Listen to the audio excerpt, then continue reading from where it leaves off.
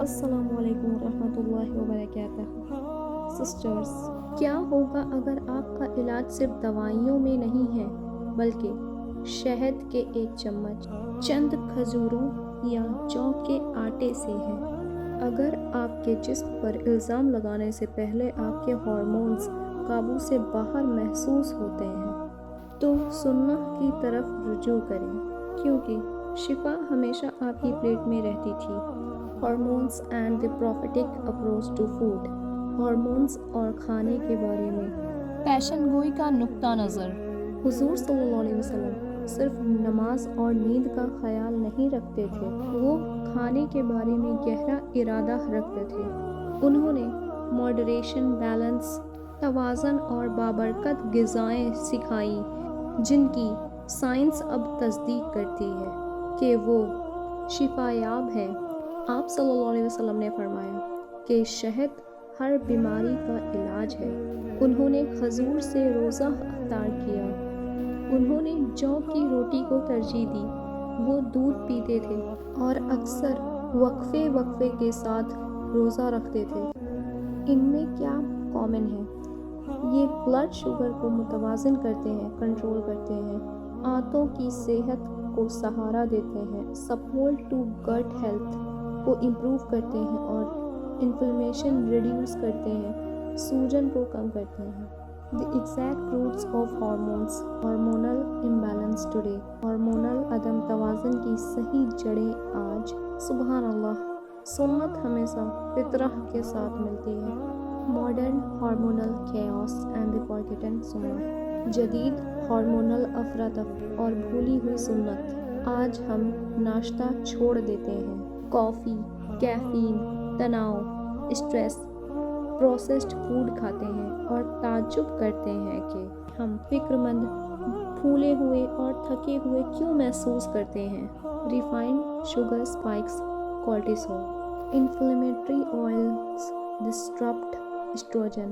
سوجن کے تیل ایسٹروجن میں خلل ڈالتے ہیں۔ لو نیوٹریئنٹس ایکولز لو پروگیسٹرون۔ کم غذائی اجزا کم پروجسٹرون کے برابر ہے، جو بھاری ادوار، موڈ میں تبدیلی اور تھکاوٹ کے برابر ہے، اور پھر ہم عبادت میں جدوجہد کرتے ہیں۔ لیکن حضور صلی اللہ علیہ وسلم کی کھانے کی عادات تال میل، ذہن سازی اور توکل سے جڑی تھی۔ انہوں نے باقاعدگی سے روزہ رکھا لیکن کبھی بھوکے نہیں رہے۔ انہوں نے دھیرے دھیرے کھایا لیکن کبھی اس میں مبتلا نہیں ہوئے۔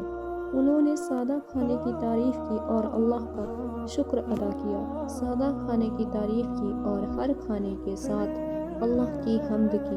ہو سکتا ہے کہ ہمارے ہارمونز ٹھیک کرنے کا مطلب پروفیٹک ریدم اور نرشمنٹ کی طرف لوٹنا ہے۔